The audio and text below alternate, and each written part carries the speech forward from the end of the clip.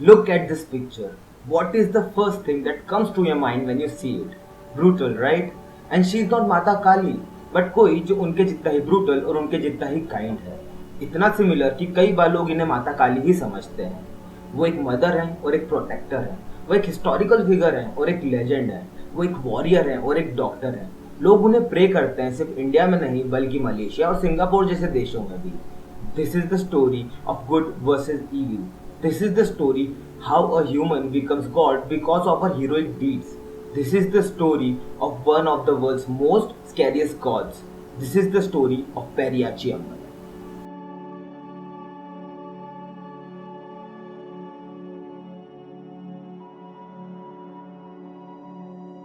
तो स्टोरी है 1400 AD की.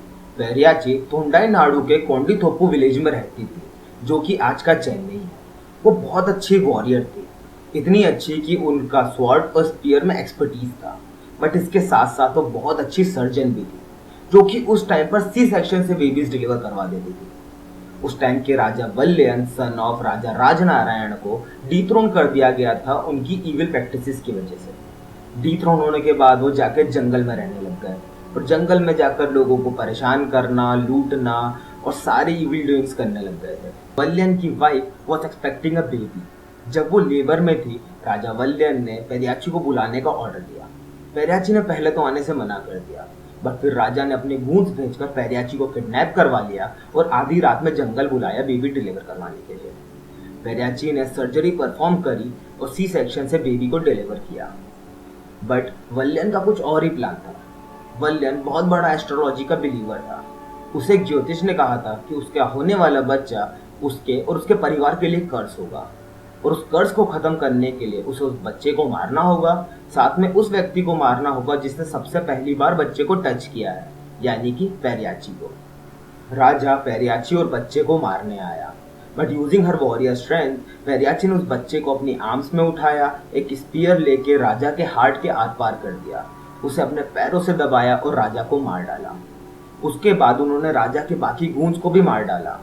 बट फिर बच्चे की माँ बच्चे को मारने आई and in a fit of rage उन्होंने उसका पेट फाड़कर उनके इंटेस्टाइन्स को बाहर निकालकर उन्हें खा लिया. And she did all this while holding the baby in her arms. गांव वालों को जब ये पता चला कि राजा मर गया, वो लोग बहुत खुश हो गए. उन्होंने पेरियाची को अपना सेवियर मान लिया and they started believing her as the saviour of the babies. They believe कि पेरियाची उनके बच्चों की रक्षा करेगी, चाहे कुछ भी हो जाए और चाहे किसी से भी, भले ही वो उनके खुद के पेरेंट्स से ही क्यों ना हो. पेरियाची ने उस बच्चे को अडॉप्ट कर लिया एंड लेटर ऑन उन्होंने बहुत सारी साइंटिफिक डिस्कवरीज करी in the field of surgery. 1475 पेरियाची की डेथ के बाद सबसे पहला पेरियाची अम्मन टेम्पल बनाया गया और वो बच्चा उस टेम्पल का सबसे पहला प्रीस्ट बना. आज मदर्स और प्रेग्नेंट वुमेन प्रे करती हैं पेरियाची अम्मन से अपने बच्चे की वेल बीइंग के लिए और न्यू बोन्स को उनके पैरों में रखा जाता है ताकि पेरियाची अम्मन उन्हें ब्लेस करें. ये स्टोरी ट्रू फेमिनिज्म और हमारे कल्चरल एडवांसमेंट्स को रिफ्लेक्ट करती है और साथ ही में रिफ्लेक्ट करती है the strength of the motherhood, कि कैसे एक माँ बच्चे को प्रोटेक्ट करने के लिए किसी भी एक्सटेंट तक जा सकती है, भले वो बच्चा उसका हो या ना हो. अगर आपको पेरियाची अम्मन का टेम्पल विजिट करना है तो आप चेन्नई के रेड हिल्स एरिया में एक मंदिर है, वहाँ जा सकते हो. बहुत सारे मंदिर हुआ करते थे but due to north invasion बहुत सारे मंदिर इधर डिस्ट्रॉय हो गए या फिर कन्वर्ट हो गए काली माता टेम्पल्स में बिकॉज ऑफ द रिजेम्बलेंस. इसके अलावा सिंगापुर और मलेशिया में भी पेरियाची अम्मन के टेम्पल्स हैं and I feel like this is the story that everyone should know. So I guess this is it for now. I hope you enjoyed the video and if you did, इस video को like करो, अपने views comment करो, इसे share करो अपने friends and family के साथ. और ऐसी और सीरीज हम करने वाले हैं तो शटर एंड ट्रैवल को सब्सक्राइब करो and I will see you guys in the next one.